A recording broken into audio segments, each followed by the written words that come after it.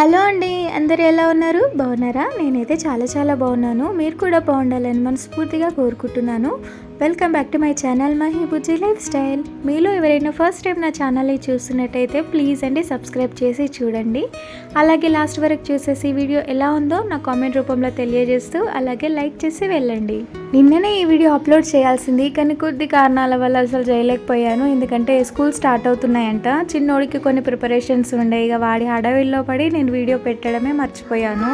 And last వీడియోలో మీకు చూపించాను కదా ఒక క్లిప్, ఇట్లా పిల్లలు పార్క్కి తీసుకెళ్ళాము అనేసి. ఇదే ఆ వీడియో అనమాట. సాటర్డే రోజు ఫస్ట్ షిఫ్ట్ వెళ్ళేసి వచ్చారు మా వారు. ఇక తొందరగా వచ్చారు. పిల్లలు కొద్దిగా లోన్లీగా ఫీల్ అవుతున్నారు, బయటకు వెళ్దాము అని అనగానే తీసుకెళ్లారనమాట. మా ఇంటికి కొద్దిగా వాకింగ్ డిస్టెన్స్లోనే ఉంది ఈ పార్క్ అయితే, కానీ కొద్దిగా రాళ్ళు ఉన్నాయి, అయినా పర్లేదు. పిల్లలు అయితే చాలా ఎంజాయ్ చేశారు. ఈ కింద కూడా కొద్దిగా గ్రాస్ లాంటిది అట్లా స్మూత్గా ఉంటే పడ్డా కూడా ఏం కాకుండే, కాకపోతే రాళ్ళు ఉన్నాయని కొద్దిగా భయపడ్డాడు మా వారైతే. ఆడికి పెద్ద బాబు కొద్దిగా పడ్డాడు, మోకాలకి కొద్దిగా దెబ్బ తాకింది. కానీ ఇక మా వాళ్ళు అయితే అవన్నీ ఏం పట్టించుకోకుండా హ్యాపీగా ఆడుకున్నారు. ఎందుకంటే అమ్మ వాళ్ళ దగ్గర మొత్తం అట్లానే ఉంటుంది కదా, వాళ్ళకి అలవాటు అయ్యింది. పిల్లలైతే చాలా ఎంజాయ్ చేశారు. ఇక రమ్మంటే కూడా రావట్లేదు అక్కడి నుంచి. పెద్ద బాబుకి అయితే రేపటి నుంచి స్కూల్ స్టార్ట్ అనమాట. ఇక తను బిజీ అయిపోతాడు. స్కూల్లోనే చాలా యాక్టివిటీస్ నేర్చుకుంటాడు. ఇక పిల్లలతో కలిసి ఆడుకుంటాడు, ఇక అలసిపోతాడు. ఇక ఏం చేసినా ఈ 2-3 రోజులే అనేసి నేను కూడా చాలా ఫ్రీగా వదిలాను. అందుకే ఇక్కడికి తీసుకొచ్చాము. ఈ సమ్మర్లో అయితే చాలా అంటే చాలా ఎంజాయ్ చేసాము మేమైతే పిల్లలతో. అమ్మ వాళ్ళ దగ్గరికి వెళ్ళాము, ఇంకా నా ఎగ్జామ్ హడావిడి, అలాగే గుట్టకి వెళ్ళాము. ఈ 2 months అయితే చాలా ఫాస్ట్గా అయిపోయాయని చెప్పొచ్చు. నిజంగా చాలా హ్యాపీగా గడిచింది సమ్మర్ అయితే. కాకపోతే కొద్దిగా హీట్ ఉండే, అదే నచ్చలేదు. ఇక రెయిన్ సీజన్ అంటే నాకు చాలా అంటే చాలా ఇష్టం. ఇక ఈ రెయిన్ ఎలా ఉంటుందో చూడాలి ఇంకా. కానీ పిల్లల్ని బయటకు పంపించాల్సి వస్తుందని కొద్దిగా భయం వేస్తుంది. ఎందుకంటే స్కూల్కి వెళ్తాడు కదా, పాపం చలి పెడుతుందా ఎట్లా, అదే ఆలోచన ఉంది. ఇక అక్కడ నుంచి రాగానే డిన్నర్ చేసి రెస్ట్ తీసుకున్నాము. ఎర్లీ మార్నింగ్ సండే రోజు అయితే లేచి నా పనులు అయితే చేసేసుకుంటున్నాను. వాళ్ళైతే బయటికి వెళ్ళారు మొహం కడుక్కోవడానికి. సండే అంటే చాలు మాకు అదొక పెద్ద పండగలాగా అనమాట. అందరు ఇంట్లో ఉంటారు కదా, అంటే అందరంటే ఎవరు, మా వారు ఒకరే.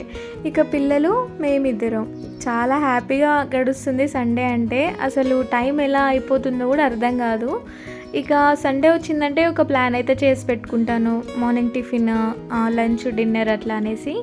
ఇక ఈరోజు అయితే సింపుల్గానే అనుకున్నాను, పొద్దున్న బగారా రైస్ అండ్ చికెన్, నైట్కి ఇంకేదైనా చేసుకుందాము అనేసి. ఇక మార్నింగ్ అయితే టీ అడిగారు మా వారు, ఎందుకంటే క్లైమేట్ కొద్దిగా కూల్గా ఉంది అనేసి. ఇక తనతో పాటు నేను కూడా కొద్దిగా అల్లం టీ పెట్టాను. తనకైతే చాలా ఇష్టం టీ అంటే. నేను వచ్చిన తర్వాత మోస్ట్లీ నేను చాలా తక్కువ ఇస్తాను, ఎందుకంటే మంచిది కాదు కదా అనేసి. ఇక వెదర్ బాగాలేనప్పుడు లేదా తాగాలనిపించినప్పుడు ఎప్పుడో ఒకసారి అట్లా ఇస్తాను. దాంతోపాటు నేను కూడా తీసుకుంటాను. నాకు చిన్నప్పటి నుంచి పాల స్మెల్ కూడా పడదు, అందుకనే అసలు టీ తాగడానికి కూడా ఇష్టపడను. అందులో కొద్దిగా దాల్చిన చెక్క, యాలక్కాయలు, ఇంకా కొద్దిగా అల్లం వేసి మంచిగా మరగబెడితే మంచి ఫ్లేవర్ ఉంటుంది. ఆ ఫ్లేవర్ కోసం తాగుతాను. ఎందుకంటే కూల్ వెదర్ ఉన్నప్పుడు కొద్దిగా ఘాటుగా ఉంటే బాగుంటుంది కదా, అందుకని ఆ స్టైల్లో చేసుకొని తాగుతాను, చాలా బాగుంటుంది. ఇక పిల్లలకైతే పాలైతే పెట్టించాను, వాళ్ళకి తాగించిన తర్వాతనే టీ పెట్టాను నేను. ఇక బయట మంచిగా వర్షం పడుతుంది చల్లగా. ఇంకా మంచి ఒక సినిమా పెట్టుకున్నాము, హ్యాపీగా సినిమా చూసుకుంటూ టీ తాగాము. ఇంకా ఇంతలో మా వారికి బిస్కెట్స్ కావాలి అనేసి కిచెన్లోకి వచ్చి దొంగతనాన మా చిన్నోడు బిస్కెట్స్ తింటున్నారు. వీడియో తీయంగానే ఇక నేను బయటకు వచ్చేసాను. ఇక మా వారు ఉంటే పిల్లలు ఈ విధంగా ఉంటారనమాట, ఒక్క భయం ఉండదు, ఏముండదు. అమ్మ ఉంటే కొద్దిగా డిసిప్లిన్గా నటిస్తారేమో మరి, నాన్న ఉంటే మాత్రం ఇక వాళ్ళకి ఎక్కలేని బలం వచ్చేస్తుంది. ఇక మా వారిని అయితే పిల్లల్ని చూసుకో అనేసి అంటే ఇలా ఆడిపిస్తారనమాట. ఇక నేను రాగానే వాళ్ళ నాన్న దగ్గరికి పరిగెట్టుకుంటూ వెళ్తారు. ఆడపిల్లలు అయితే నాన్నని ఎక్కువ ఇష్టపడతారు, అబ్బాయిలు అయితే అమ్మని ఎక్కువ ఇష్టపడతారు కదా, అది రూల్ కదా. కానీ మా ఇంట్లో ఏందో రివర్స్ ఉంది మరి. ఎందుకంటే కాస్త నేను కోపంగా ఉంటా, డిసిప్లిన్గా ఉండాలి అనేసి ఎక్కువ బెదిరిస్తాను కాబట్టి, వాళ్ళ నాన్న కొద్దిగా గారాబం చేస్తాడు కాబట్టి వాళ్ళ నాన్న అంటే ఎక్కువ ఇష్టం. ఈ విషయంలో కొద్దిగా జెలసీగానే అనిపిస్తుంది, ఎందుకంటే వాళ్ళు టైం చూసి కూడా వస్తారు. వాళ్ళ నాన్న వెళ్ళంగానే అమ్మ కొంగు పట్టుకుంటారు, నాన్న రాగానే అమ్మ ఎవరో నాన్న దగ్గరనే ఉంటారు. అట్లా వేసారు అబ్బా పిల్లలు అయితే. బయట అయితే మంచిగా చల్లగా వర్షం పడుతుంది. ఇక్కడైతే నేనైతే వంట స్టార్ట్ చేశాను. ఈరోజు చికెన్ తీసుకొచ్చారు, ఇంక సండే కదా. ఇక అందులోకి బగారా రైస్ అయితే బాగుంటుంది. ఇక మన తెలంగాణ స్పెషల్ కదా బగారా పువ్వ చికెన్, చాలా బాగుంటుంది కాంబినేషన్ అయితే. ఇక మా ఇంట్లో అందరికీ ఇష్టం. ఇంక్లూడింగ్ పిల్లలతో సహా. ఇక దానికోసం అయితే బగారా రైస్ చేస్తున్నాను ఇక్కడ. ఇందులో ఏం ఎక్కువ మసాలాలు ఏం వేయట్లేదు, ఆకు ఇంకా దాల్చిన చెక్క అలాంటివి ఏం వేయలేదు. సింపుల్గా ఆయిల్ వేసి కొద్దిగా సాజీర, అలాగే జీలకర్ర, ఉల్లిపాయలు, పచ్చిమిర్చి, ఇంకా కొద్దిగా కొత్తిమీర, కరివేపాకు అలాంటివి వేసాను అంతే. ఎందుకంటే కారంగా ఉంటుంది, మళ్ళీ పిల్లలకు మంచిది కాదు కదా, డైజెషన్ ప్రాబ్లమ్స్ వస్తాయి, మళ్ళీ అసిడిటీ అనేసి ఏం వేయలేదు. లాస్ట్ వీడియోలో చెప్పాను కదా నేను జీఎన్ఎం జర్నీ గురించి మీతో షేర్ చేసుకుంటాను అని. నిజానికి చెప్పాలంటే అది జర్నీ అని కాదు, ఒక యుద్ధం అనే చెప్పుకుంటాను. ఎందుకంటే అలా ఫేస్ చేశానన్నమాట. దేవుడు ఎప్పుడైనా సరే ఏ వ్యక్తికైనా సరే విజయాన్ని ముందు పరిచయం చేయాలి అనేసి అంటే దానికన్నా ముందు కష్టాలను ఇస్తాడు, ఒక యుద్ధాన్ని ఇస్తాడు. ఆ యుద్ధం తర్వాతనే విజయం వస్తుంది. ఆ యుద్ధాన్ని జయించినప్పుడే మనకు ఆ సింహాసనం దక్కుతుందనమాట. నిజంగా చెప్పాలంటే నేను ఒక మినీ యుద్ధమే చేశాను. మ్యారేజ్కి ముందే ఫస్ట్ ఇయర్ కంప్లీట్ చేసి ఇక్కడికి వచ్చాను. ఇక్కడికి వచ్చిన తర్వాతనే second year, third year complete చేశాను. యాక్చువల్గా అప్పుడే కంప్లీట్ చేసేది, కానీ ఇంకా అప్పట్లో పిల్లలు వచ్చేసారు లైఫ్లోకి. ఇక అప్పుడు వాళ్ళని చూసుకోవడమే సరిపోయింది.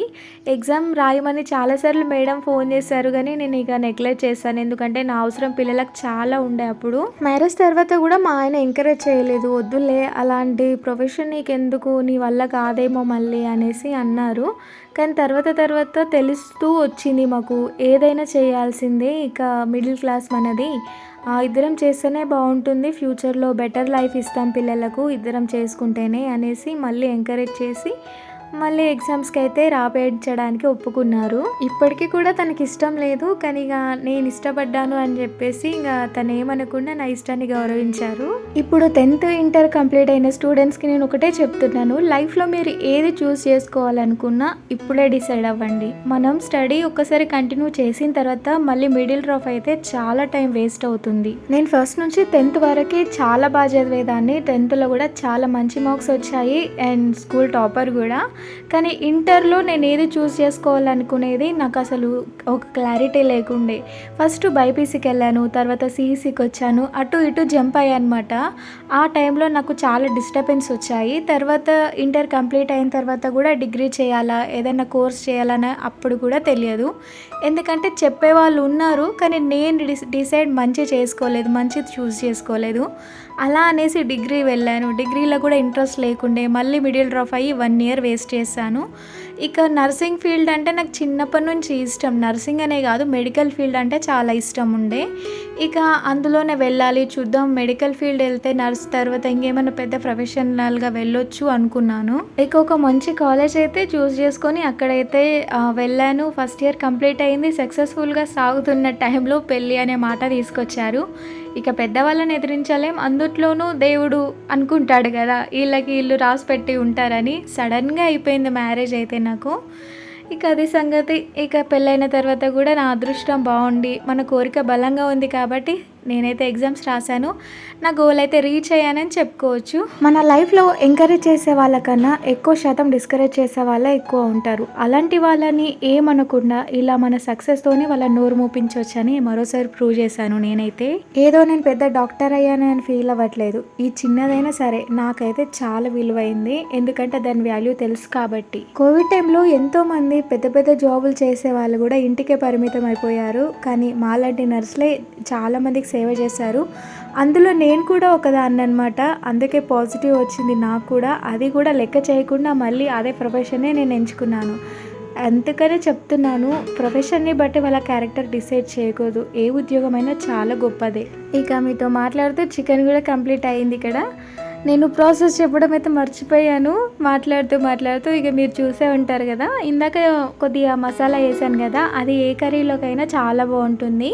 నేను అది స్టోర్ కూడా చేసుకోవడానికి కొద్దిగా ఎక్కువ కూడా వేయించాను. చికెన్లోకి ఇంకా వంకాయ అలాంటి ఫ్రైలోకి అయితే చాలా బాగుంటుంది. ఇక చికెన్ అయితే చాలా బాగా టేస్ట్ వచ్చింది. బగారా రైస్కి చికెన్ అయితే కాంబినేషన్ చాలా బాగుంది అనేసి మా వారు అన్నారు. ఇది నేనైతే గ్లాస్ జార్లో ఎట్లా పెట్టుకుంటున్నాను, ఫ్రిడ్జ్లో పెట్టుకుంటాను. గ్లాస్లో వేస్తే ఏ మసాలా అయినా చాలా టేస్టీగా ఉంటుంది, ఎప్పుడు వేసినా పాడవకుండా. ఇక ఇక్కడైతే చిన్నోళ్ళకి కటింగ్ చాలా పెరిగింది అనేసి కటింగ్ షాప్కి వచ్చి వీళ్ళకి 0 కటింగ్ పెట్టాను మొత్తము. ఎందుకంటే రెయిన్ సీజన్ కదా, వాళ్ళకు మళ్ళీ తడి ఉంటుంది, జలుబు చేస్తుంది అనేసి తొందరగా ఎండుతుందని చిన్నగా చేయించాను. ఇక వస్తుంటే దారిలో ఒంటె వచ్చింది. ఇక అది చూసుకుంటూ ఇంటికి వచ్చేసాము.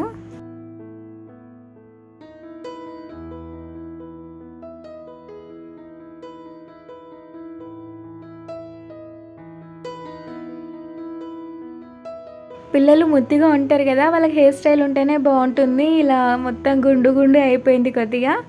ఇక నైట్ అయిపోయింది, వర్షం పడుతుంది. ఇక మేమైతే విండోర్ దగ్గర బెడ్రూమ్లో అయితే కూర్చున్నాము, వర్షం ఎంజాయ్ చేస్తూ. వాళ్ళ నాన్న అయితే బయటికి వెళ్ళారు. ఇక సండే అయితే ఇలా ముగిసింది హ్యాపీగా. మా వారు రాగానే ఒక మంచి సినిమా అయితే చూసి పడుకున్నాము. ఇక ఇది వచ్చేసి మండే రోజు తీసిన వీడియో. పొద్దున్నే లేచి పనులైతే స్టార్ట్ చేశాను. ఇంకా మా వారు ఈ వీక్ మొత్తం సెకండ్ షిఫ్ట్ వెళ్తారనమాట.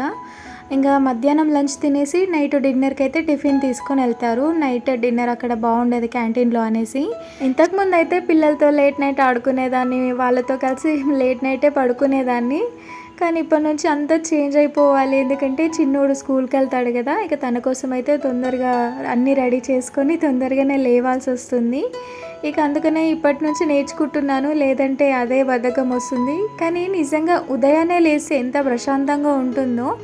ఇంతకుముందు షార్ట్ వీడియోస్ తీసేదాన్ని, ఉదయాన్నే లేచి అప్పటికప్పుడు వీడియో తీసి అప్పుడే అప్లోడ్ చేసేదాన్ని.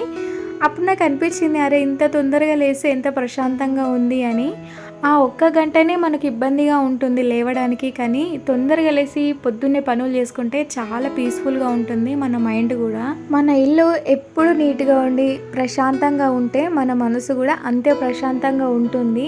అందుకే ఇంటిని ఎప్పుడు శుభ్రంగా ఉంచుకొని ఉంటే నాకు చాలా ఇష్టం.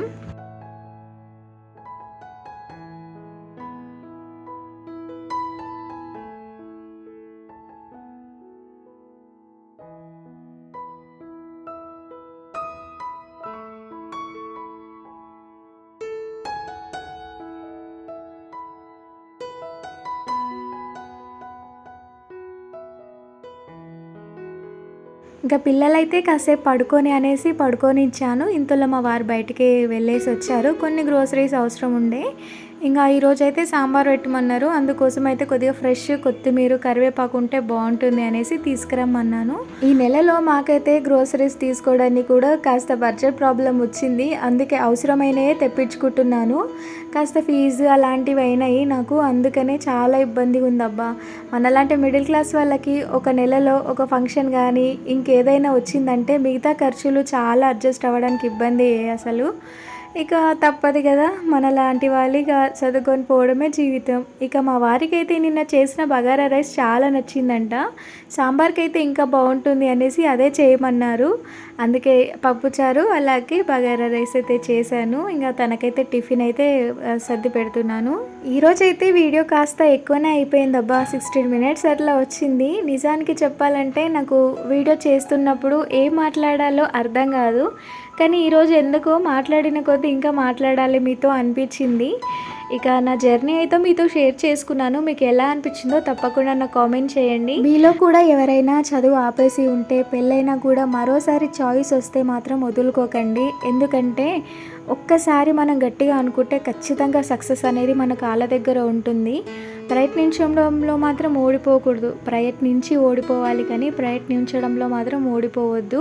ఇప్పుడున్న ఈ సమాజంలో హ్యాపీగా బతకాలి అన్నా, పిల్లలకు ఒక మంచి భవిష్యత్తు ఇవ్వాలన్నా, వాళ్ళ ఫ్యూచర్ మంచి సెటిల్ చేయాలన్నా కూడా ముందు మనం బాగుండాలి, అప్పుడే వాళ్ళ ఫ్యూచర్ బాగుంటుంది. ఇక యూట్యూబ్ అయితే మనలాంటి ఇంట్లో ఉండే ఆడవాళ్ళకైతే మంచి ప్లాట్ఫామ్ అని చెప్పొచ్చు. ఎందుకంటే మంచి కంటెంట్ చేయొచ్చు, ఇక ఇలాంటి వ్లాగ్స్ చేయొచ్చు. నేనైతే యూట్యూబ్లో చాలామంది వ్లాగ్స్ చూస్తాను, ప్రియా హార్ట్ఫుల్ లైఫ్ అని, ఇంకా నందూస్ వరల్డ్ అని చాలామంది చూస్తుంటాను. వాళ్ళే నాకు ఇన్స్పిరేషన్ అనమాట. వాళ్ళంతా బాగా తీస్తున్నారు కదా, నేను కూడా ట్రై చేయలేనా అనేసి చాలాసార్లు అనుకున్నాను, చాలాసార్లు డ్రాప్ అయ్యాను. తర్వాత తెలిసింది యూట్యూబ్ నుంచి మనీ కూడా వస్తాయి, మనం కొద్దిగా కష్టపడితే చాలు, కొద్దిగా లేట్ అయినా పర్లేదు వస్తుంది సక్సెస్ అనేసి అనుకుంటున్నాను. నా ఎగ్జామ్ దానికి ఎగ్జాంపుల్ అనమాట.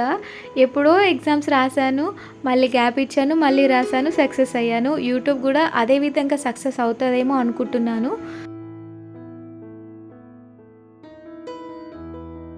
ఇక నా వంతు ప్రయత్నంగా నేనైతే వీడియోస్ తీస్తూనే ఉంటాను. మీరు జస్ట్ చూసి లైక్ చేస్తే చాలండి. మీలో ఎవరైనా కొత్తగా చూస్తున్నట్టయితే తప్పకుండా సబ్స్క్రైబ్ చేసుకోండి. ఎందుకంటే కొద్దిగా దగ్గరలోనే ఉన్నాం. 1000 మెంబర్స్ అయితే మనకు మానిటైజేషన్ అవుతుంది. ఇక వీడియోస్ రెగ్యులర్గా పెడితే ఇంకా 4000 వాచ్ అవర్స్ ఉండాలట. ఇక అదొకటి కంప్లీట్ చేసుకున్నానంటే మనం సక్సెస్ అయినట్టే. సో ఇదండి వ్లాగ్. ఈరోజు కాస్త లాంగ్ అయింది వీడియో, అయినా కూడా లాస్ట్ వరకు చూసి నా మాటలు విన్న ప్రతి ఒక్కరికి చాలా థ్యాంక్స్ అండి. ఇలాగే నాకు సపోర్ట్ చేస్తూ నా వీడియోస్ ఎప్పుడు చూస్తూ లైక్ చేస్తారని నేను మనస్ఫూర్తిగా కోరుకుంటున్నాను. అలాగే వీడియోలో ఏదైనా తప్పుగా మాట్లాడితే క్షమించండి. మీకు వీడియో ఎలా అనిపించిందో తప్పకుండా నాకు కామెంట్ రూపంలో నా వరకు తెలియజేయండి. ఎందుకంటే అది విన్న తర్వాత నేను ఇంకా హ్యాపీగా ఫీల్ అవుతాను. ఎవరైనా కొత్తగా సబ్స్క్రైబ్ చేయలేదు అనేసి అంటే తప్పకుండా సబ్స్క్రైబ్ చేసి వెళ్ళండి. ఇక ఉంటాను, మరొక వీడియోతో మళ్ళీ మీ ముందుకు వచ్చేస్తాను. Thank you for the watching.